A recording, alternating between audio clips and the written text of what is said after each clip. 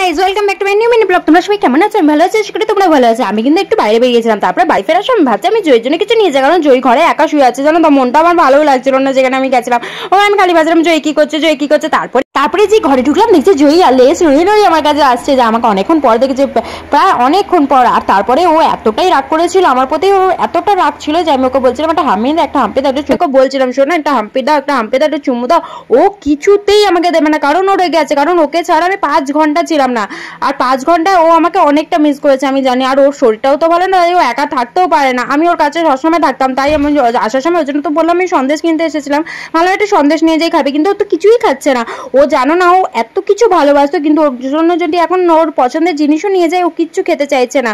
জ্বরটা কমলেও কিন্তু ওর ভেতরে শরীরে মানে খাবার খিদেটা এখনো বাড়েনি, যেহেতু লিভারে একটু প্রবলেম হয়েছে। তো আমি ওর জন্য এই সন্দেশটা এনেছিলাম, ওর জন্য একটাই সন্দেশ এনেছিলাম, তার কারণ ও তো কিছুই খাচ্ছে না এখন, তাই ওকে আমি খাইয়ে দিলাম। আচ্ছা শোনা কেন কেন কত বলছে একটু চুমুদা, একটু চুমুদা, ও দিচ্ছে না।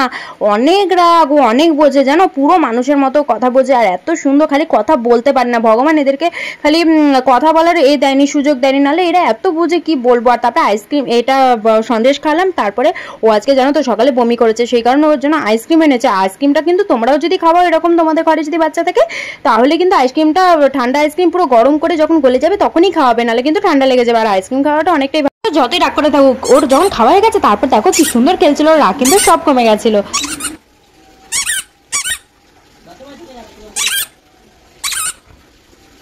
এদিকে যাদের ভালো লাগলো তাহলে এটা লাইক কমেন্ট শেয়ার করতে একদম বলবে না। দেখো নেক্সট